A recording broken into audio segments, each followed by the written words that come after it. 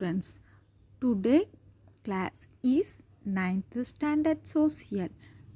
First, I will teach about the history lesson. So, continue this topic.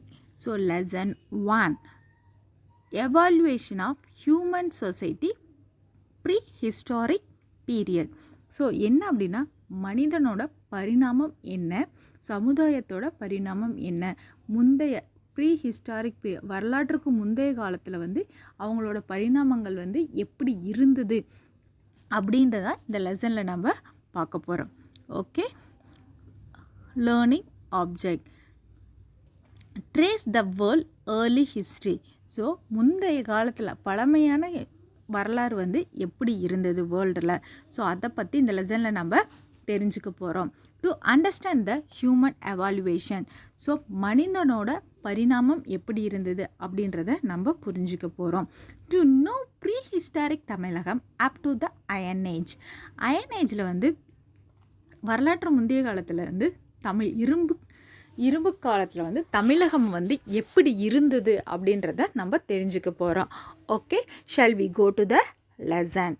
Introduction. We live in the age of information technology. The mobile phones have literally put the world on our fingertips. The all-encompassing knowledge that we possess now, which has helped in the development of powerful technology, did not imagine all of a sudden. The foundation of our modern life was facilitated by the development of the process of cognition among the human ancestor in the prehistoric age. So என்ன அப்படின்னா நம்ம எந்த காலத்தில் வாழ்ந்துக்கிட்டு இருக்கோம் அப்படின்னா information technology எல்லா தொழில் சாதனங்களும் உள்ள ஒரு காலத்தில் தான் நம்ம வாழ்ந்துகிட்டு இருக்கோம். என்னென்ன தொழில் சாதனங்கள் இருக்குது அப்படின்னா, ஸோ ஃபோன் வச்சுருக்கோம், டிவி இருக்குது, அப்புறம் லேப்டாப் இருக்குது, அப்புறம் வேறு என்ன இருக்குது, ஸோ எல்லா வகையான இதுவுமே இருக்குது அப்படின்னு சொல்லலாம். ஸோ எல்லா வகையான இன்ஃபர்மேஷன் டெக்னாலஜி நம்மக்கிட்ட இருக்குது. ஸோ இப்போ நம்ம கையில் என்ன மொபைல் ஃபோன் இருக்கனால உலகத்தில் என்னென்ன சின்ன சின்ன விஷயங்கள் நடந்தாலும் அப் டு ஃபிங்கர் டிப்பில் நம்மளுக்கு உடனே சேர்ந்துருது. ஸோ இந்த நாலேஜ், இந்த ப்ராசஸ், டெவலப்மெண்ட், பவர்ஃபுல் டெக்னாலஜி எல்லாமே சடனாக இது மூலியமாக தான் நம்மளுக்கு கிடைச்சிது. ஸோ இப்போ இருக்கக்கூடிய மாடர்ன் லைஃப்பில் நிறைய டெவலப்மெண்டிங் ப்ராசஸ் இருக்குது. ஸோ ஆனால் அந்த ப்ரீ ஹிஸ்டாரிக் ஏஜில் முன்னோர்கள் வாழ்ந்த காலத்தில் நம்மளுக்கு அது வகையான எந்த ஒரு ஃபெசிலிட்டிஸுமே இல்லை. ஸோ அதனால் அங்கங்கே எப்போ என்னென்ன இருந்தது, மக்கள் எப்படி இருந்தாங்க, அவங்களோட நாலேஜ் எப்படி இருக்குது அப்படின்றத தான் நம்ம பார்க்க போகிறோம்.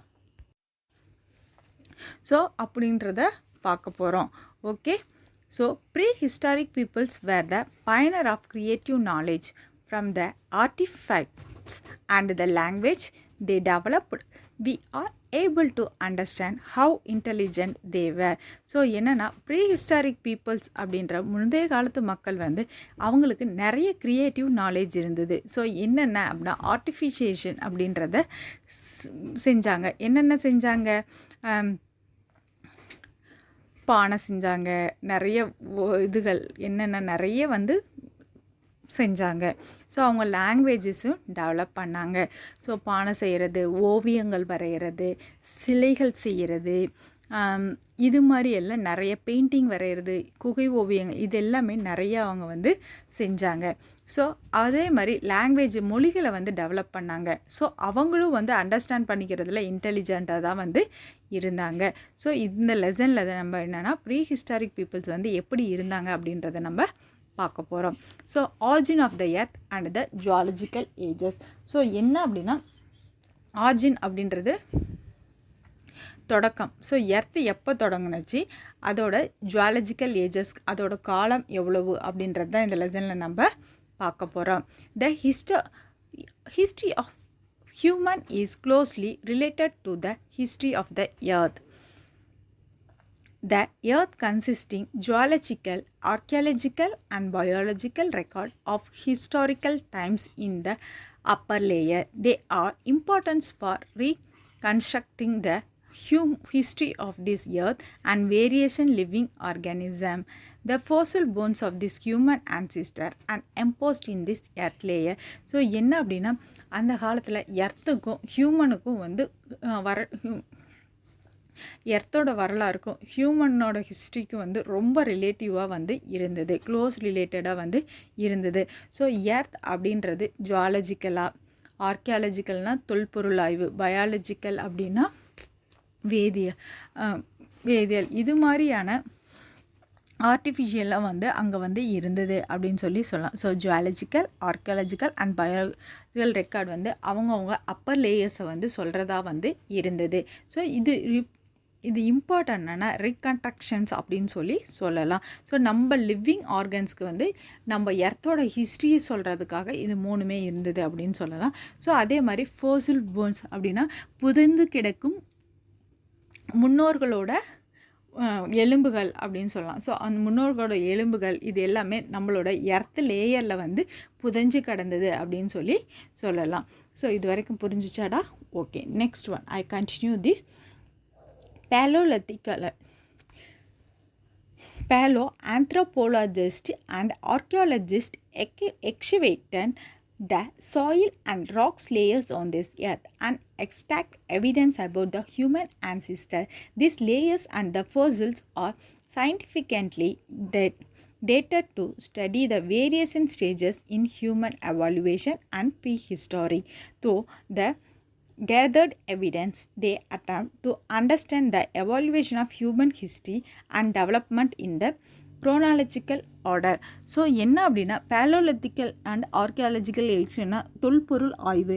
ஸோ இவங்க வந்து மலைகள், மண்கள், இது லேயர்ஸ் வந்து என்னென்ன இருக்குது அப்படின்றத தோண்டி எர்த்துக்கடியில் என்ன இருக்குது, முன்னோர்கள் வந்து என்னென்ன அவங்களுக்கு இருந்ததுக்கான என்னென்ன அடையாளங்கள் இருக்குது, ஸோ அது எல்லாமே ஆராய்ச்சி பண்ணுறவங்க ஆர்கியாலஜிஸ்ட்.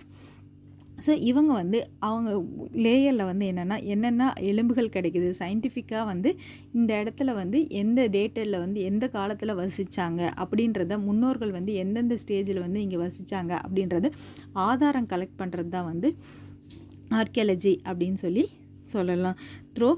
அவங்களோட எவிடன்ஸ் எல்லாமே மனிதரோட எவாலுவேஷனை ஹிஸ்டாரிக் வரலாற்றுப்படி டெவலப் பண்ணி ஸோ அவங்களோட காலத்துக்கு ஏற்ற மாதிரி வரிசைப்படுத்தி சொல்கிறது தான் வந்து குரோனாலஜிக்கல் ஆர்டர் அப்படின்னு சொல்கிறோம். So archaeology is the study of human past through the analyzing and interpretations of material remains. So என்ன அப்படின்னா மனிதரோட பாஸ்ட் முன்னோரை பற்றி வந்து தெரிஞ்சுக்கிறது, அதை பற்றி அனலைஸ் பண்ணுறது, அவங்க என்னென்ன எவிடன்ஸ் இருக்குது அப்படிங்கிறது அது ஆர்கியாலஜிக்கல் அப்படின்னு சொல்லலாம்.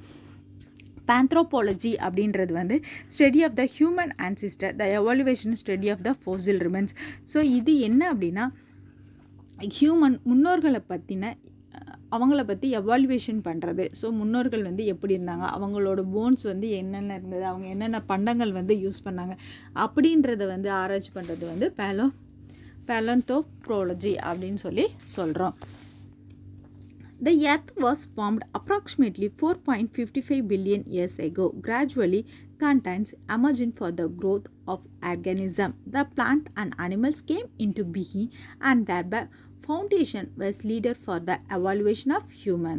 The long span of time in this history of earth is divided into era, period, and epoch by this geologist. So என்ன அப்படின்னா எர்த்து வந்து அப்ராக்சிமேட்டில் எவ்வளோ மில்லியன் ஆண்டுகளுக்கு முன்னாடி இருந்தது அப்படின்னா 4.54 பில்லியன் இயர்ஸ்க்கு முன்னாடியே எர்த் தோன்றுச்சு, பூமி அப்படின்றது தோன்றுச்சு அப்படின்னு சொல்லலாம். ஸோ அது தோன்றதுக்கப்புறம் என்னென்னா வளர்ச்சி வந்து ஆர்கானிசம் ஒவ்வொரு ஆர்கானிசமாக வந்து வர ஆரம்பித்தது, தோன்ற ஆரம்பித்தது. ஸோ அதுக்கப்புறம் பிளானட்ஸு, அனிமல்ஸு இது எல்லாமே வர ஆரம்பித்தது. ஸோ அதுக்கப்புறம் எவாலுவேஷன் ஆஃப் ஹியூமனோட பரிணாமங்கள் வந்து வர ஆரம்பித்தது. ஸோ இதுதான் வந்து எர்த்தோட ஹிஸ்ட்ரி அப்படின்னு சொல்லலாம். ஸோ இதை வந்து டிவைட் பண்ணுறாங்க என்ன அப்படின்னா எரா, பீரியட் அண்ட் எபிக்ஸ் அப்படின்னு வகையாக வந்து பிரிக்கிறாங்க. ஸோ 1 பில்லியன் அப்படின்றது எவ்வளோக்கு சமம் அப்படின்னா 100 crores வந்து சமம். அதே 1 மில்லியன் 10 lakhsக்கு வந்து சமம். Okay, are you clear? Any doubt? Okay, அடுத்து ஆந்த்ரோபோதியஸ். were the apes from which modern human evaluate. Now they are existing by the considered to be the closest relative of human. So என்ன அப்படின்னா இந்த ஆபிக்ஸ் அப்படின்றது வந்து என்னென்னா நம்ம மாடர்ன் ஹியூமனோட எவாலுவேட்டட் அப்படின்னு சொல்லலாம். ஸோ நம்ம க்ளோஸ் ரிலேட்டிவில் ஹியூமனுக்கு இடையே வந்து ஏற்படக்கூடிய மாற்றங்களை தான் வந்து இது சொல்லுது. ஸோ இந்த டாபிக் புரிஞ்சிச்சாடா? So I will go to the next topic, human enquiries into the past and origin of the world. So மனிதரோட என்கொயரிஸ் என்ன, அவங்க வந்து பாஸ்டில் எப்படி இருந்தாங்க, இப்போ ஆரிஜின் ஆஃப் த வேர்ல்ட் தொடக்கத்தில் வந்து அவங்க எப்படி இருந்தாங்க. So age of spectaculars. So first வந்து age. Humans are the only species on this earth considering with understanding as well as the explaining the world and the universe. In the course of evolution human became conscious and knowledgeable. They turned curious and beginning to think and ask questions about the nature, organism and the world around them. At first, they considered nature as God. They worship sun, moon and various natural forces about which they developed their own understanding, some of which is not satisfied. The lack of scientific knowledge on the creations of this world is reflected in the ancient writing and religious literature. So என்ன அப்படின்னா human அப்படின்றது ஒரு அந்த காலத்துலேருந்தே earth தோன்றதுலேருந்தே இருந்து என்னென்னா அவன் ஒரு ஸ்பைசிஸ் அப்படின்னு சொல்லலாம். ஸோ அவன் வந்து அண்டர்ஸ்டாண்ட் பண்ணக்கூடிய ஒரு தெரிஞ்சிக்கக்கூடிய ஒரு எக்ஸ்பிளைனிங்கான வேர்ல்டு யூனிவர்ஸாக வந்து இருக்கக்கூடியவன் தான் ஒரு ஹியூமன், மனிதன் அப்படின்னு சொல்லலாம். அவனோட எவாலுவேஷன் வந்து என்ன இருக்கும் அப்படின்னா அவனோட நாலேஜபிளாக வந்து இருக்கும். ஸோ அவனோட அறிவுகளை வந்து விளக்கக்கூடியதாக வந்து இருக்கும். ஸோ அவனுக்கு வந்து ஆர்வங்கள் அதிகமாக இருக்கும். ஸோ நிறைய திங்க் பண்ணுவான், நிறைய கொஷின் கேட்பான். எதை பற்றி கேட்பான் அப்படின்னா நேச்சர், இயற்கையை பற்றி கேட்பான், ஆர்கானிசம் உறுப்புகளை பற்றி கேட்குறது, வேர்ல்டில் என்னென்ன இருக்குது அப்படின்றத வந்து கேட்பான். ஸோ அட் ஃபர்ஸ்ட் அந்த டைமில் வந்து நேச்சர் ஆஃப் காட் வந்து எப்படி வந்து நேச்சரை இது பண்ணார், ஸோ எதுக்காக நம்ம வந்து சன்னை வணங்குறோம், மூணை வணங்குறோம், ஸோ நேச்சுரல் ஃபோர்ஸஸ் எதுக்காக வந்து இருக்குது, ஸோ இது வந்து என்ன எப்படி வந்து அண்டர்ஸ்டாண்ட் பண்ணிக்கிறது, இது வந்து நாட் சயின்டிஃபிக் அப்படின்றத வந்து ப்ரூவ் பண்ணாங்க. ஸோ இது வந்து லேக் ஆஃப் சயின்டிஃபிக் நாலேஜ் அப்படின்றது கிரியேஷன் வேர்ல்டுக்கு வந்து ஒரு ரெஃப்ளெக்ஷனாக வந்து இருக்கும். ஸோ இது எல்லாமே வந்து ஏன்ஷியன்ட் ரைட்டிங்லேயும் வந்து இருந்தது. அதே மாதிரி ரிலீஜியஸ் லிட்ரேச்சர்லேயும் இதை பற்றி வந்து சொல்லியிருந்தாங்க. BC means before common era, BCE அப்படின்னு சொல்லலாம், வரலாற்றுக்கு முந்தைய காலம். ஸோ ஏடி அப்படின்னா காமன் எரா, வரலாற்று காலம் அப்படின்னு சொல்லலாம். எம்ஒய்ஏ மில்லியன் இயர்ஸ் எகோ, ஒரு மில்லியன் இயர்ஸ் எகோவை தான் வந்து என்னன்னு சொல்கிறோம் அப்படின்னா எம்ஒய்ஏ அப்படின்னு சொல்கிறோம். ஸோ இது வரைக்கும் லெசன் புரிஞ்சிருக்கும்னு நினைக்கிறேன்டா. ஏதாவது டவுட் இருந்தால் கேட்கலாம். So any doubt? No. Okay, good. So today topic is over. I will continue the next topic next class. Okay, I will give the homework. Two questions are homework. First question and second question. Answer the following briefly. These two questions are homework. Write it and send me in a WhatsApp group. Thank you.